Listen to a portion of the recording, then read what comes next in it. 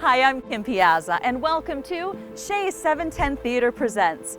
Today we're going to talk with the cast and crew of The Curious Incident of the Dog in the Nighttime. So let's go inside and check it out.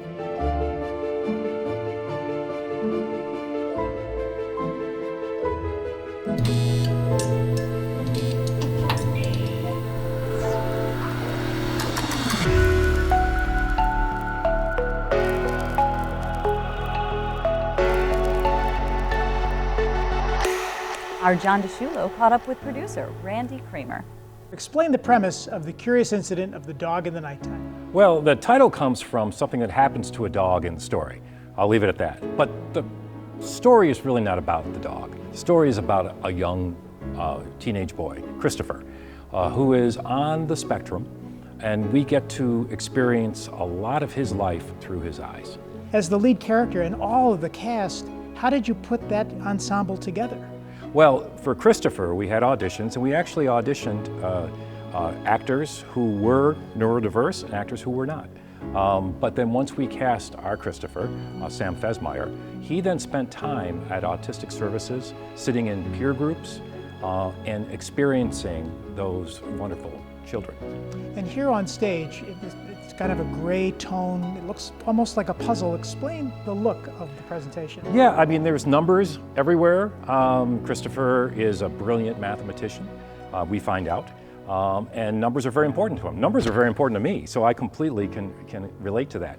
But it's all about seeing it through his eyes. So there's projections, there's movement that happens when it comes to those projections, and we start to understand how Christopher sees the world. And also while he's trying to solve this sort of mystery of what happened to this dog. And you have a great local cast that's come together. Yeah. So we're really exceptional group of people that people can enjoy seeing. Yeah, and this has been an incredible experience, of course, because we were supposed to open this in March of 2020.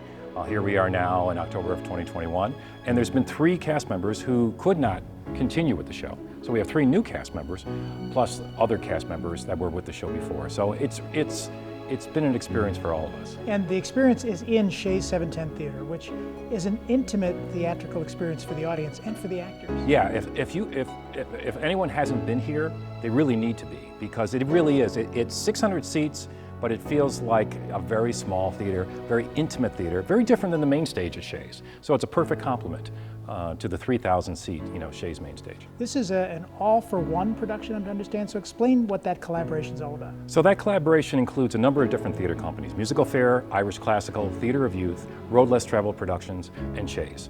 And we all got together, artistic directors from each, a number of years ago, before we ever decided to do a show, just to start talking about how we could improve or at least enhance theater in Western New York and what we wanted to see happen.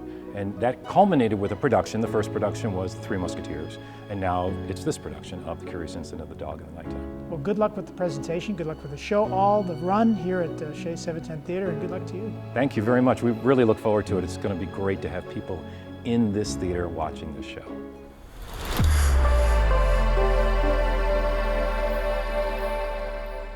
And when we come back, we'll be sitting down with the cast from The Curious Incident of the Dog in the Nighttime.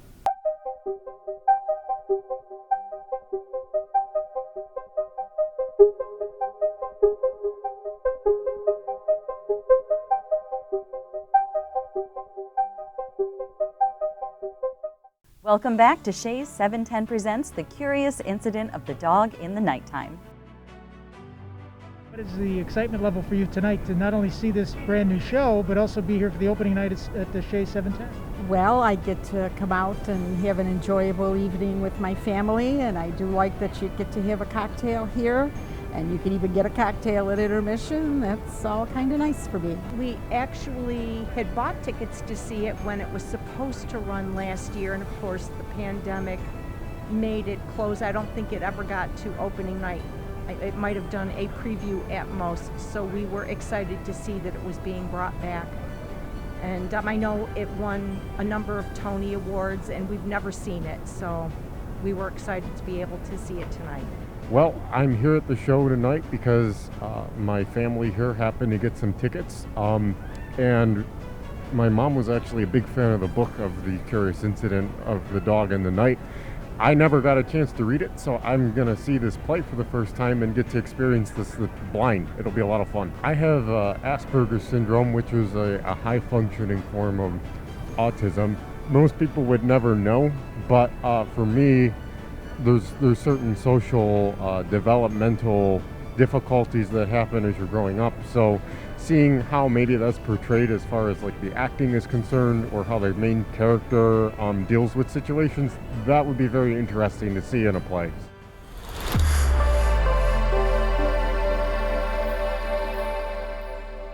We're sitting down now with some of our actors from tonight's performance, and it's my pleasure to introduce to you Samuel Fesmeyer. He's playing Christopher.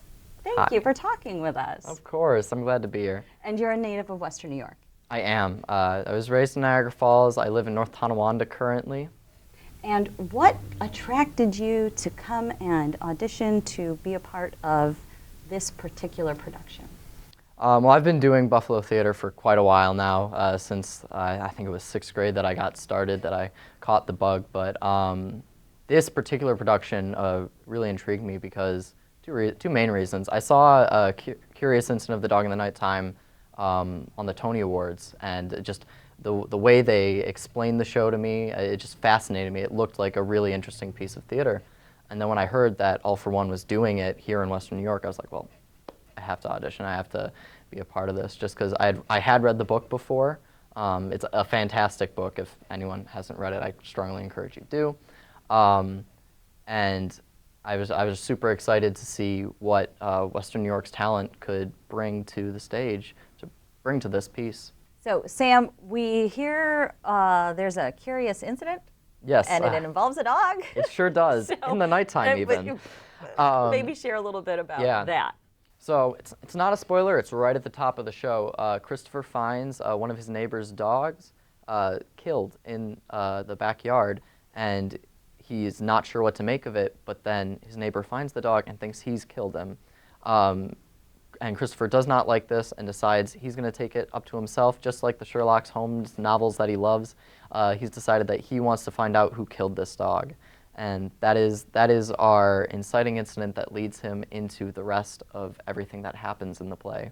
And then, of course, you landed a plum role, Christopher. Did. The show really centers around this young man who's an unusual character. Mm-hmm. Quite literally. The show quite literally often moves around Christopher.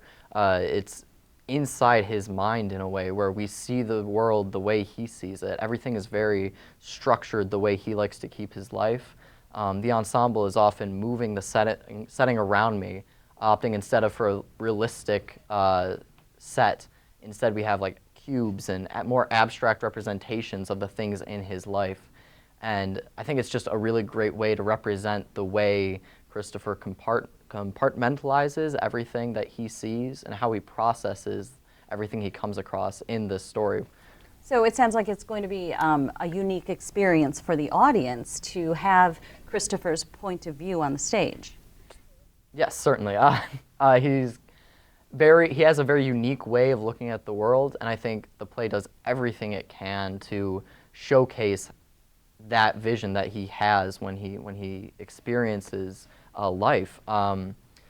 The book itself is written like Christopher wrote it, and the play is no exception to that. It is written as a literal play adaptation of Christopher's book.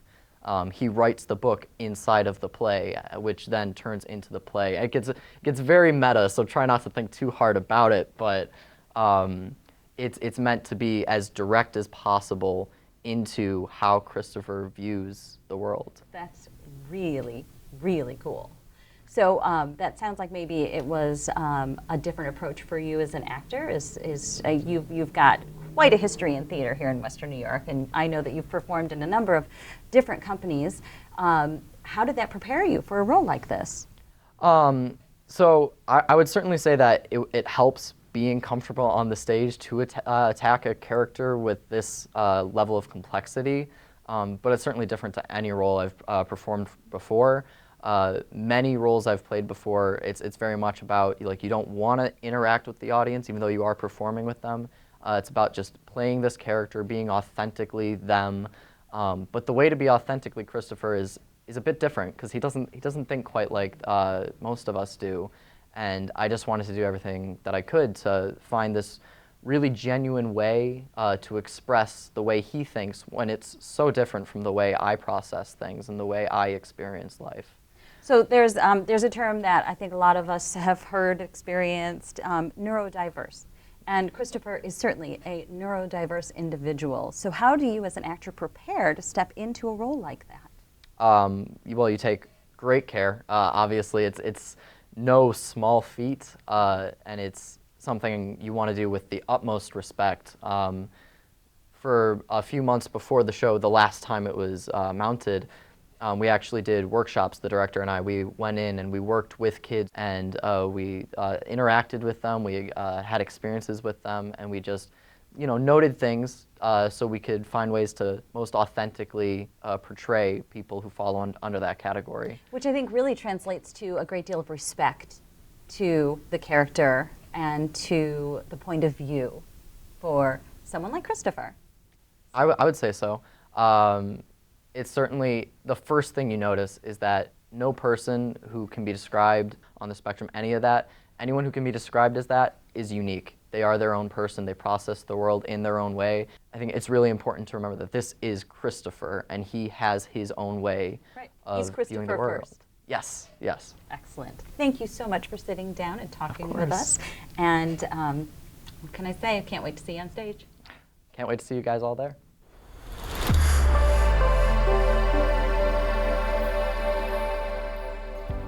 There's so much that goes on in the theater that we, the audience, aren't necessarily aware of. All of those things that happen behind the curtain that help us put together what we see with the actors on stage. We're going to talk to someone who's really an integral part of everything that happens on the stage. This is Maureen Sheldon. She's the production stage manager. And hello. Hello. Thank you for sitting down to speak with us, Maureen. Thanks for having me. This particular production was affected by our COVID shutdown. It was, unfortunately, last year, 2020. The lost year. March of 2020, we were supposed to open our show, The Curious Incident of the Dog in the Nighttime. And unfortunately, as COVID cases increased and we put in all of the new safety measures and shutdowns, our production was shut down about 4 hours before our official opening was scheduled to occur. So you're really excited to be back in the booth, and to be back doing a production that really should have been presented to the public, oh my goodness, a year and a half ago. Yeah, a year and a half ago. We actually never even took down the set. That has been here since it was built. We decided it was going to be our first production as soon as we could reopen because we were here, we had it, we knew we wanted to do this beautiful show and present it to Buffalo and Western New York, and here we are. And so you're such a big part of the technical end of everything that we see on stage, and you're in charge of the lights and the sound, and of course without you, it's a dark stage. Tell us a little bit about what you do, and we've got the script here behind you, and all these buttons and switches. We do. So I get to tell everybody what to do. I mean, who doesn't want to do that, right? So I work very closely with the director. He gives them, their action on stage and helps them explore their characters. I take all the notes and make sure that the actors are doing what they've been asked to do. And then once the show starts, I make sure that all the lights come on and the sound cues happen when they're supposed to, and all of our projector cues, and everyone's in the right costume, and everyone's here on time, and the show starts on time. So this is a multimedia production, and you're including projections in this production. So maybe describe for us a little bit what that means on your end and what the audience can expect. Sure. We have a great projection designer by the name of Christopher Ash. It's all computer programming all through a computer backstage. We have projectors that are actually hung up with the lights in our lighting grid, 3 different projectors going onto the set, and I call those cues just like I call the light cues and the sound cues. There's some really neat effects with them that I think people are going to be surprised by. So Maureen, you've got a history here in Western New York of working on a lot of different productions. Tell us your background, your education, and tease us with a little bit of what we've already seen from you. Sure. I have been doing theater since I was a small child, even right here in this very building when it was Studio Arena. I took classes here and developed my love for theater right here in this building. I went to school for theater at Notre Dame, came back home to Buffalo and started stage managing professionally. I've worked for O'Connell and Company, I've worked for Irish Classical Theater, Musical Fair Theater, and now I am employed full-time during the day at Shea's as a production assistant, and still get to do production stage management here at 710 and at a couple other places around town as well. So you're a woman who knows what she's doing. I like to think so. Thanks, Just Maureen. a little bit. just a little taste of what happens that maybe we, as the audience, don't know about.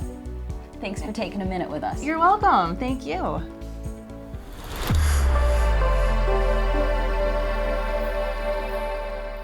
So I'm so excited to sit down with my good friend, Pamela Rose Mangus. Hey, Pammy, how are you? I'm great, and it's so good to see you again. It's so good to see you. It's so good to have theater open again, and you are no stranger to the stage here in Western New York.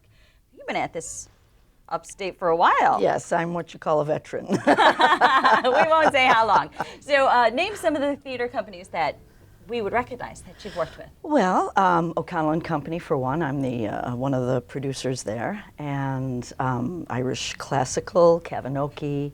I have a show coming up at Road Less Traveled, and my first show with Second Generations coming up this season. So I've Lots of been exciting to stuff. everywhere, but I think Ujima. But I'll work on that. You'll get there. You'll get there. And how exciting to be here at 710. Yes, my first production with All for One, and very excited to be part of this production. I couldn't audition last year due to other commitments, but I was very pleased when an opening became available. So I'm a replacement, but it's been a great ride so far. Yeah. Well, tell us a little bit about what your character/characters do here on stage during this performance. Well, there are 5 people who are basically the ensemble, and we do play numerous characters throughout the show that impact or know or run into Christopher. So I'm the lady next door, I'm a lady in the street, I'm an information booth person, I'm a punk girl in the subway that pushes him around because he's not used to the subway and stuff, and so a lot of different characters. But I think what's really cool about the ensemble is we're sort of representative of the way Christopher's mind works. You know, a lot of our movement is very structured, and our focus is always on Christopher. No matter what else is going on, I feel like we're sort of part of him. We help support him emotionally through the whole show. So I love that part of it. Yeah, that's really, really interesting. As an actor, how did you tackle that? What's that like for you? Because that's a different point of view. It is, and when you first start a project like this, it seems like a lot of blocking and a lot of picking up this box and moving it here and there. But once you get the paths set, then you start to think about what you're doing and why you're doing it, and you're there to help him, and sometimes we stand up in front of him and protect him from someone seeing him, and it has helped a lot to have 3 of the ensemble from the previous production there. So they've helped a lot for the new guys to be able to know exactly what's coming next and how much and how little to emote. when you mention previous production, you're referring to that this was meant to be on stage before the shutdown. Correct. And how wonderful that now it will be on stage. Yes. That it will be here in downtown Buffalo. Yes. So you've got some of the original casting from a year ago, and then the newbies. Right. There's 3 new people in the show, and it's just been very helpful to to have everyone else's previous experience. Sure. It's helped us in leaps and bounds. You're not learning things from scratch. You're standing next to somebody who already knows you have to exit left. So you do. So if you had a scene or a moment in this particular show that just grabs you as an actor, or that you think is going to really reach out and connect with the audience without giving too much away, maybe describe that for us.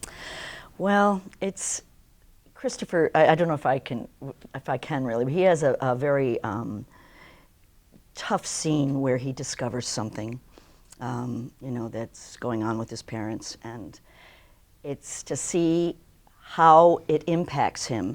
And of course, we are part of him. We're watching him. I feel totally connected. I feel the way he's feeling, you know, and it kills him when he discovers this. And it kills me too. You know, it just gets, it gets So me. that's probably a moment that the audience is really going to feel what Christopher's feeling as well, that's just great theater. Yeah, and it's a very different type of theater, you know. It's not for at least the ensemble, you know, it's not your typical piece, but I love the challenge. I love the fact that it's different from other things that I've done. It sounds like it's a great ride. It is. Thank you so much for sitting down with us, and congratulations, you know, for being a part of this marvelous production, and how exciting you have the opportunity to be on stage here in this building. Yes. So many of the greats have performed on this stage. Yes. And Pam, she's on that stage too. That's right. Well, it's been my pleasure. Thank you for inviting me. Brick Leg.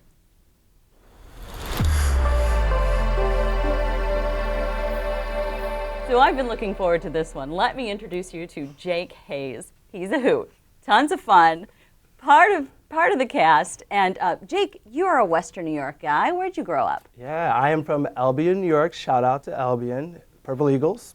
Born and raised there. And then I went to school in New York City, Pace University, you know, the Setters, Pace Setters. And I came out to Buffalo about 5 or 6 years ago now. Yeah. And you've spent some time on some Western New York stages as well. For sure. I've tried to be everywhere that'll take me. So Drop musical some fair, names. Irish classical, All for One, which is great. I have been, I will be working at Cabinoki this upcoming season. So I've been working everywhere, you know, tirelessly if they'll take me. You know. So awesome. Right. That just means you're really good and everyone wants to see you. They keep saying that, so I'll take it. I'll take it. But now we're going to talk a little bit about this curious incident. Yeah. And you're one of many characters. You're a policeman. Tell us all these things you're doing. Yeah, everybody but the kitchen sink. So I play a policeman, a random passerby, but everybody's an attachment to the main character's mind, right? So everyone plays a part of his experience and as he goes. So I play a random passerby, person with socks is my marquee role. Other than policeman, I play a station guard, a Manchester City fan. So everybody, if you pass by them, you don't remember them, I was that person. That's what I'm trying to be. You were that guy. Yeah. Yeah. You know, it seems as an actor that would be just tons of fun. Absolutely. You get to play, which is what we always, you know, strive to do when we get on stage. Play around, venture off into new mindsets, new adventures. It's also fun for the audience, right? Because then it's see who Jake is going to be next. Yeah, like I didn't tell my mom what character I'm playing in this one. So when she comes here, she gets to find out with everybody else what I've been doing and why I'm talking to her in different accents when I call her. So she'll get to discover why, you know, random people. All those different characters in that short span of time. So I call that virtuoso acting. Fair. Right? Because Top tier. You got to transform yourself For so sure. many times into so many different things. The reset button is always closed. You got to make sure you're always continuously trying to drive new ideas forward and constantly adapting and changing. So it comes with the territory for sure. So if you were to pick a moment in this show that really grabbed you or that you really connected to or that you're looking forward to this moment every night without, no spoilers. Right. Tell me about that moment. There is a moment for me that it's very endearing because it's a first-time experience for me. There is a time when I get to curse for the very first time in stage. So it's the first time where I get to emit such a high emotion from another one of my castmates that I say a word that I wouldn't normally say. So I'm very looking forward to experiencing that with Christopher because this whole story is a bunch of different adventures within one big adventure, a play within a play. And just every little instinct is poignant, it's strong, but this time that I'm talking about is very specific to chaos and the fast-moving nature of something you're not familiar with. So getting to experience that with Christopher is just a lot of fun for sure. It's really interesting that that's the moment you chose. Right. And that's fun though, because I think, your personality, you're fun. Yeah. You're obviously someone who wants to get in there and enjoy the moment, Yeah. and you're going to have so many moments. Absolutely. For the I audience. think stories have to be full. They have to be vibrant. They have high arcs and they have low times, right? There are times where things are chaotic. There are times where things are joyous and there's love. We get all of it, all in one show. And for once, we get to show the chaotic part of life, right? Nice. And the things when things aren't so great, and what happens and how we respond to them. So yeah, it's a little fun, it's a little different, unique for sure. Well, thank you for sitting down with us, and you know, this energy on that stage can't go wrong. Hey, I appreciate it. Thank you for having me. Thanks. Oh, absolutely.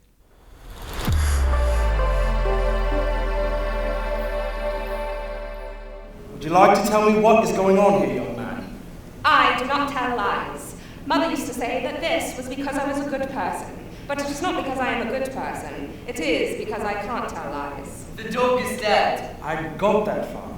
I think someone killed the dog. How old are you? I'm 15 years and 3 months and 2 days. And what precisely are you doing in the garden? I'm talking to you.